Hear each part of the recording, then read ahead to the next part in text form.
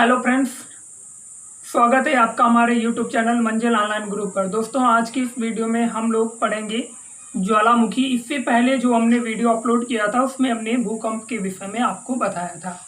तो उम्मीद करता हूं कि वो पूरा वीडियो आप लोगों ने देखा होगा। और आज का ये वीडियो जो भूकंप पर ज्वालामुखी पर आधारित है। तो आज का जो हमारा टॉपिक है वो है ज्वालामुखी, वोल्केनो, ज्वालामुखी। तो ज्वालामुखी के विषय में आज हम लोग चर्चा करेंगे। उससे पहले आप लोग यदि हमारे YouTube चैनल मंजिल ऑनलाइन ग्रुप पर नए हैं तो प्लीज़ वीडियो को लाइक और शेयर करें, और साथ ही चैनल को सब्सक्राइब करना बिल्कुल ना भूलें और बेल आइकन को भी प्रेस करें, ताकि जो भी वीडियो इधर से अपलोड किया जाए वो सबसे पहले आप तक पहुंच सके और आप उसको देख सकें। तो चलिए शुरू करते हैं आज की इस वीडियो को। तो आज की वीडियो में हम आपको ज्वालामुखी क्या है, ये कितने प्रकार का होता है और इसमें क्या क्या होता है, इससे क्या कौन कौन से ऑब्जेक्टिव्स बनते हैं, तो ये सारे आपके डाउट्स भी क्लियर करेंगे। और अगर कोई डाउट आपका फिर भी रह जाता है तो आप लोग हमें कमेंट बॉक्स में बता सकते हैं, जिसका जवाब हम नेक्स्ट वीडियो में आपको दे दूंगा। तो चलिए शुरू करते हैं। देखिए, ज्वालामुखी जो होता है वो अगर विस्फोट के आधार पर दो प्रकार का होता है। विस्फोट के आधार पर दो प्रकार का होता है ज्वालामुखी। अगर विस्फोट के आधार पर बातचीत की जाए तो दो प्रकार का होता है, ठीक है। एक तो होता है आपका दरारी उद्गार, ठीक है। एक दरारी विस्फोट होता है, दरारी विस्फोट, और दूसरा होता है केंद्रीय विस्फोट। केंद्रीय विस्फोट। तो पहला आपका है दरारी विस्फोट और दूसरा केंद्रीय विस्फोट। ये दो प्रकार से ज्वालामुखी फट सकते हैं। तो दरारी विस्फोट कैसे होता है? दरारी विस्फोट जैसे कोई ये धरती है, जमीन है, ये दरार नुमा इस तरीके से पड़ जाती है, इससे लावा बहने लगता है, इससे लावा बाहर निकलने लगता है चारों तरफ को, ठीक है। और केंद्रीय विस्फोट कुछ इस प्रकार का होता है, ठीक है, इससे लावा निकलने लगता है, ठीक है। एक सेंटर होता है उसका, वहां से ही केवल लावा निकलता है, और दरारी में दरार जैसी पड़ जाती है, उससे बाहर लावा निकलने लगता है। अब हम लोग बातचीत करेंगे।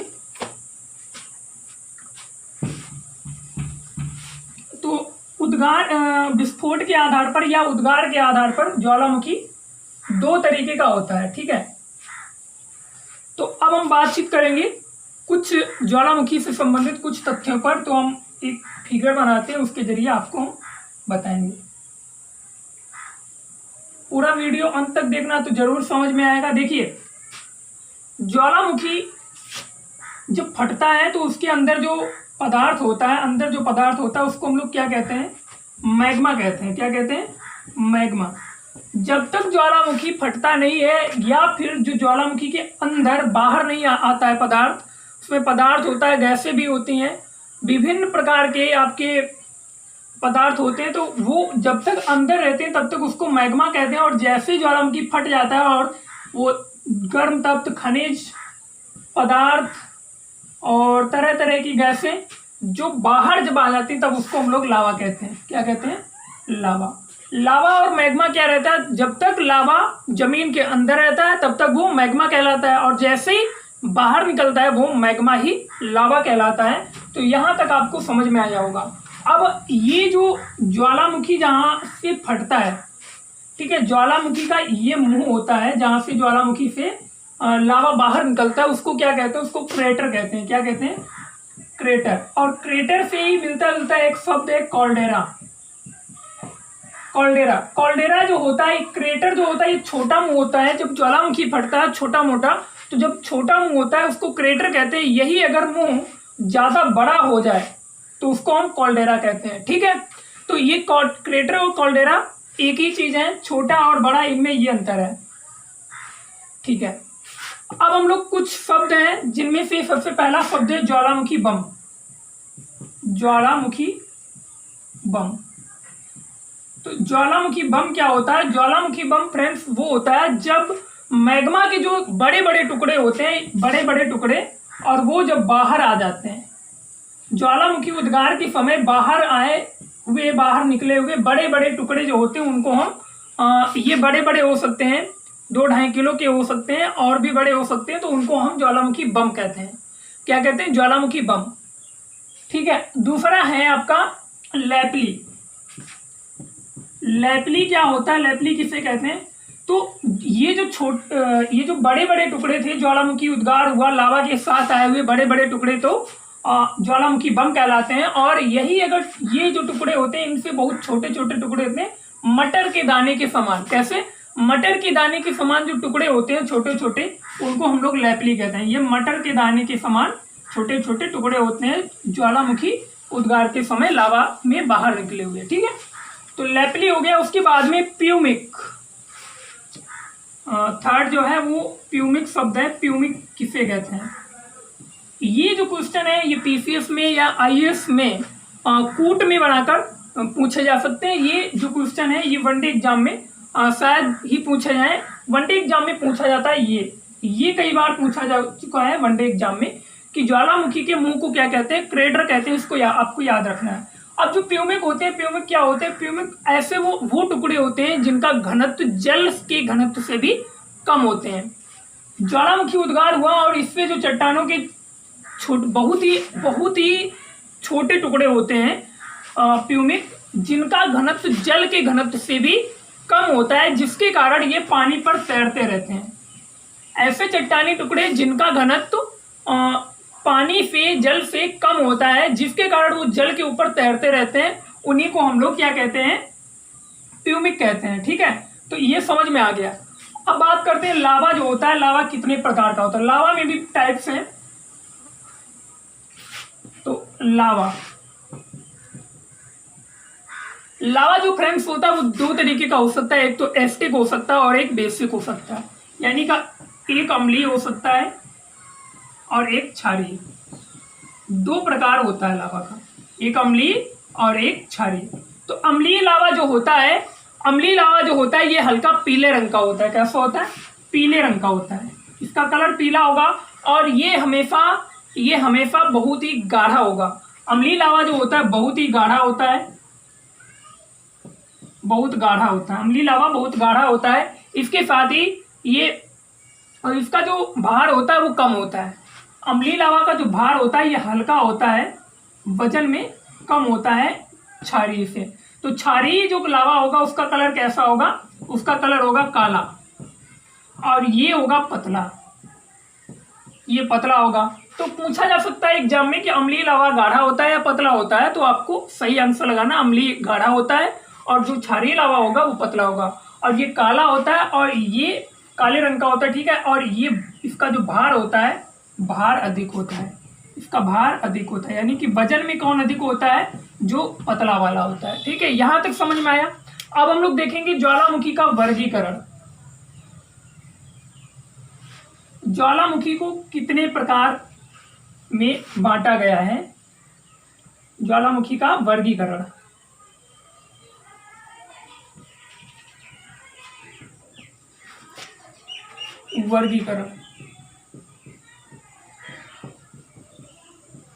इससे पहले जो हमने बताया था ज्वालामुखी कितने प्रकार से फट सकता है, तो 2 तरीके से फट सकता है। एक तो उसका केंद्रीय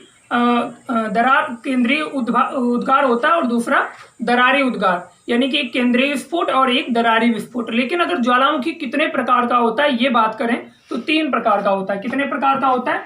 3 प्रकार का होता है। उनमें से पहला टाइप जो है वो है सक्रिय ज्वालामुखी। सक्रिय ज्वालामुखी, इंग्लिश में बोलेंगे एक्टिव वोल्केनो।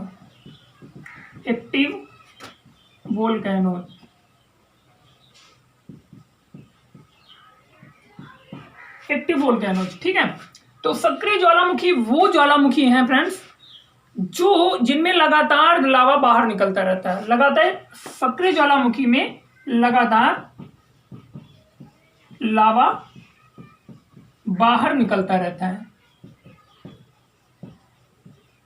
लावा लगातार बाहर निकलता रहता है। ठीक है, सक्रिय ज्वालामुखी वो ज्वालामुखी है जिनमें लावा के साथ गैस और विभिन्न प्रकार के पदार्थ जमीन के अंदर से लावा के रूप में हमेशा निकलते रहते हैं, लगातार बाहर निकलते रहते हैं। तो तो उन्हीं को हम लोग सक्रिय ज्वालामुखी कहते हैं। जैसा कि इसका नाम ही सक्रिय, वो हमेशा लगातार सक्रिय है, ठीक है। तो वो सक्रिय ज्वालामुखी होते हैं जिनमें लावा के साथ में बहुत सारी गैसें, पदार्थ, खनिज, बहुत सारे चट्टानी टुकड़े ये लगातार बाहर निकलते रहते हैं, तो उसी को सक्रिय ज्वालामुखी, एक्टिव वोल्केनो कहते हैं।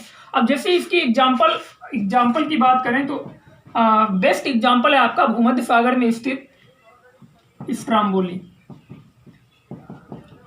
स्ट्राम्बोली ज्वालामुखी जो है ये लिपारी द्वीप पर स्थित है। किस पे? लिपारी द्वीप पे। ये आपको जरूर पता होना चाहिए किस द्वीप पर स्थित है। तो लिपारी द्वीप पर स्थित है और ये कहाँ पर है? ये भूमध्य सागर में है। कहाँ पर है? भूमध्य सागर। तो भूमध्य सागर का स्ट्राम्बोली, इसको बोला जाता है भूमध्य सागर का प्रकाश स्तंभ। स्ट्राम्बोली ज्वालामुखी जो है ये सक्रिय ज्वालामुखी है और इसको भूमध्य सागर का प्रकाश स्तंभ कहा जाता है। क्यों? क्योंकि ये लगातार इससे ज्वाला बाहर निकलता रहता है, आग निकलती रहती है, जिसके कारण रात को वहां पर इससे उजाला काफी फैलता है। तो इसी कारण भूमध्य सागर को इसको प्रकाश स्तंभ कहा जाता है। दूसरा एग्जाम्पल अगर ले तो इटली का एटना ज्वालामुखी। एटना जो है वो कहाँ पर है? इटली में है। एटना ज्वालामुखी कहाँ पर है? वो इटली में है। और तीसरा है कोटोपैक्सी। तो कोटोपैक्सी ज्वालामुखी कहां पर है? ये इक्वेडोर में है। कहां पर है? इक्वेडोर। कोटोपैक्सी ज्वालामुखी कहां पर है? इक्वेडोर में है। और ये है जो है ये विश्व का सबसे ऊंचा ज्वालामुखी है। विश्व का सबसे ऊंचा है, ठीक है, याद रखना। और चौथा एग्जाम्पल है वो है अपने भारत का एक है, वो है बैरन द्वीप। बैरन द्वीप जो ज्वालामुखी है ये भारत का एकमात्र सक्रिय ज्वालामुखी है और जो कहां पर पाया जाता है? जो अंडमान निकोबार में पाया जाता है। कहां पर पाया जाता है? ये भारत का है और भारत में भी कहां पर पाया जाता है? अंडमान निकोबार द्वीप समूह में स्थित है, ठीक है।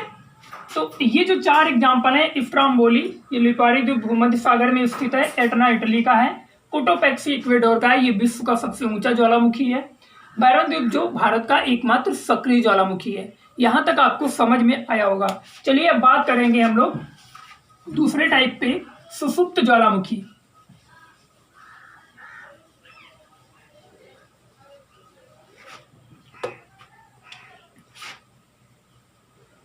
दूसरा टाइप जो है वो है सुसुप्त ज्वालामुखी, ठीक है। इसको इंग्लिश में बोलते हैं डोरमेंट वोल्केनो। डोरमेंट वोल्केनो, ठीक है। तो दूसरा टाइप है सुसुप्त ज्वालामुखी। ये वो ज्वालामुखी है जिनमें अभी उद्गार नहीं हुआ है। बहुत पहले उद्गार हुआ था लेकिन अभी उद्गार नहीं हुआ है, सक्रिय नहीं है, लेकिन इनमें कभी भी किसी भी समय उद्गार हो सकता है। कई वर्षों से इनमें बिल्कुल लावा नहीं निकला है, ठीक है, कई वर्षों से इनमें लावा नहीं निकला है, लेकिन न जाने किस समय ये फट सकते हैं और इनसे लावा बाहर निकलने लगे। तो भविष्य में इनकी फटने की संभावना रहती है, भविष्य में इनमें विस्फोट हो सकता है। तो ऐसे ज्वालामुखी जिनमें भविष्य में विस्फोट होने की संभावना है और कई वर्षों से सक्रिय नहीं है, तो उनको ज्वालामुखी सुसुप्त ज्वालामुखी कहते हैं। इनका जो एग्जाम्पल है एग्जाम्पल में पहला आता है विसुवियस ज्वालामुखी जो है ये कहाँ का है फ्रेंड्स? विसुवियस ज्वालामुखी है इटली का। कहाँ का है? इटली का है, जो सुसुप्त ज्वालामुखी है। इसमें कई वर्षों से विस्फोट नहीं हुआ है और लेकिन इसमें विस्फोट होने की संभावना है। ये संभावना कैसे पता चलती है? इसके जो कुछ लक्षण होते हैं, हल्का हल्का कभी ना कभी थोड़ा बहुत मामूली सा लावा बाहर निकला, तो इस प्रकार से इनमें थोड़ा कभी कभार निकलता रहता है, जिससे इसमें ऐसा लगता है कि आने वाले समय में बड़ा विस्फोट हो सकता है। तो विसुवियस कहाँ का है? इटली का है। दूसरा है फ्यूजियामा, आप इसका तो नाम सुना ही होगा, फ्यूजियामा। तो फ्यूजियामा ज्वालामुखी कहाँ का है? जापान का है फ्रेंड्स। कहाँ का है? जापान का है। फ्यूजियामा कहाँ का है? जापान का है। और उसके बाद में क्राकाताओ। तो क्राकाताओ फ्रेंड्स कहाँ का है? इंडोनेशिया का सुसुप्त ज्वालामुखी है। ये जो 3 एग्जाम्पल मैंने बताया ये कैसे हैं? सुसुप्त ज्वालामुखी है, ये एक्टिव नहीं है, इनमें आने वाले समय में ये एक्टिव हो सकते हैं। और जो चौथा है वो अपने भारत का ही है, जो आपको जरूरी है याद करना, नारकोंडम। नारकोंडम ज्वालामुखी जो है ये भारत का है सुषुप्त ज्वालामुखी। इसमें 2004 में इसमें लक्षण दिखाई दिए थे एक्टिव होने के। ठीक है, तो नारकोंडम ये कहाँ का है? ये भारत का है। और कहाँ पर पाया जाता है? भारत में अंडमान निकोबार द्वीप समूह में ही स्थित है। तो अंडमान निकोबार द्वीप समूह में भारत के 2 ज्वालामुखी स्थित हैं, एक तो सक्रिय और एक सुषुप्त है। सक्रिय कौन सा है? बैरन द्वीप जो सक्रिय ज्वालामुखी है, और दूसरा नारकोंडम जो सुषुप्त ज्वालामुखी है। तो ये कुछ एग्जाम्पल थे सुषुप्त ज्वालामुखी के। नेक्स्ट जो है वो नेक्स्ट जो टाइप है वो है मृत ज्वालामुखी, डेड वोल्केनो, मृत ज्वालामुखी। थर्ड टाइप जो है आपका वो है मृत ज्वालामुखी, डेड वोल्केनो। तो डेड वोल्केनो फ्रेंड्स, वो डेड वोल्केनो क्या होते हैं?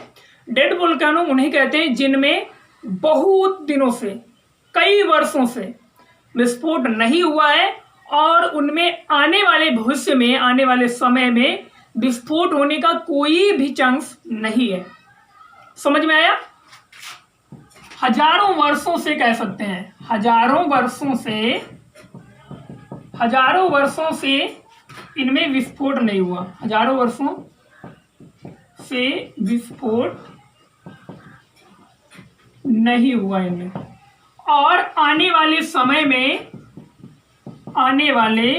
में विस्फोट की कोई संभावना नहीं है, विस्फोट की कोई संभावना नहीं है। तो ऐसे ज्वालामुखी जो हजारों वर्षों से जिनमें विस्फोट ही नहीं हुआ और आने वाले समय में भी उनमें विस्फोट होने की कोई भी संभावना नहीं है, उनको कहते हैं डेड वोल्केनो, मृत ज्वालामुखी। जैसे कि इसका एग्जांपल अगर हम सबसे पहले लें तो एग्जांपल किलिमंजारो, बेस्ट एग्जांपल है किलिमंजारो। ये कई बार पूछा जा चुका है। किलिमंजारो ये कहाँ का है? ये है अफ्रीका का। कहाँ का है? अफ्रीका का है। तो किलिमंजारो कहाँ का है? अफ्रीका का है। उसके बाद में चिम्बराजो जो ज्वालामुखी है ये डेड वोल्केनो है। ठीक है, चिम्बराजो जो है ये पड़ता है इक्वेडोर में,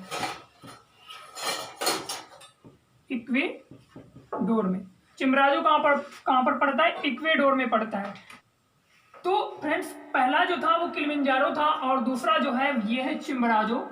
और चिम्बराजो कहाँ पर स्थित है? इक्वेडोर में स्थित है। ये कैसा ज्वालामुखी है? डेड है, मृत ज्वालामुखी। इसमें हजारों वर्षों से विस्फोट नहीं हुआ है और इसमें कोई भी ऐसे लक्षण भी नहीं दिखे हैं जिससे कि आने वाले समय में विस्फोट होने की संभावना हो। तीसरा जो है वो है पोपा। क्या है?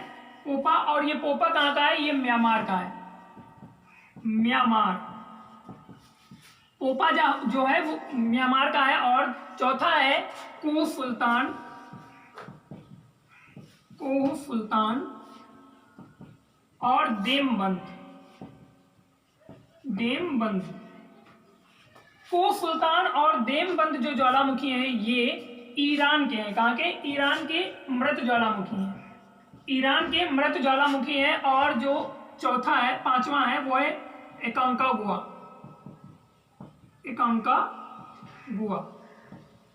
तो एकांकागुआ कहाँ का है? एकांकागुआ जो है ये एंडीज पर्वतमाला की सबसे ऊंची चोटी है, जो कि ज्वालामुखी चोटी है। कैसा? ज्वालामुखी पर्वत है ये एकांकागुआ। ये एंडीज की सर्वाधिक ऊंची चोटी है। ठीक है, एकांकागुआ। तो ये एंडीज पर्वतमाला में स्थित है। वहां पर एंडीज पर्वतमाला में स्थित है। तो आज की वीडियो में हम लोगों ने देखा ज्वालामुखी से संबंधित कुछ शब्द जैसे कि क्रेटर कॉल्डेरा, प्यूमिक लेपली और इसके साथ ही ज्वालामुखी बम। लावा जो होता है वो 2 प्रकार का होता है, एस्टिक और बेसिक। एस्टिक लावा हमेशा गाढ़ा होगा और बेसिक लावा बहुत ही पतला होता है। बेसिक लावा भार में अधिक होता है और जो एस्टिक लावा होता है उसका भार कम होता है, हल्का होता है। ठीक है, एस्टिक लावा जो होता है हल्के पीले रंग का होता है और बेसिक लावा जो होता है ब्लैक कलर का होता है। इसके बाद में हम लोगों ने देखा ज्वालामुखी का वर्गीकरण। ज्वालामुखी 3 प्रकार से वर्गीकृत किया गया। नंबर 1 सक्रिय ज्वालामुखी एक्टिव वोल्केनो, दूसरा सुषुप्त ज्वालामुखी डोरमेंट वोल्केनो थर्ड जो था वो था हमारा डेड वोल्केनो यानी मृत ज्वालामुखी। तो इनके विषय में हमने देखा। इसके अलावा अगर कोई भी आपको क्वेश्चन है, कोई भी डाउट है, तो वो आप हमें कमेंट बॉक्स में कमेंट करके बता सकते हैं। और वीडियो कैसा लगा अंत में जरूर बताएं कमेंट करके। अगर वीडियो अच्छा लगा तो वीडियो को लाइक और शेयर करें, साथ ही चैनल को सब्सक्राइब करें और वीडियो को अंत तक देखिए। मैं उमाकांत वर्मा विदा लेता हूं इस वीडियो में। मिलेंगे नेक्स्ट वीडियो में, तब तक के लिए नमस्कार।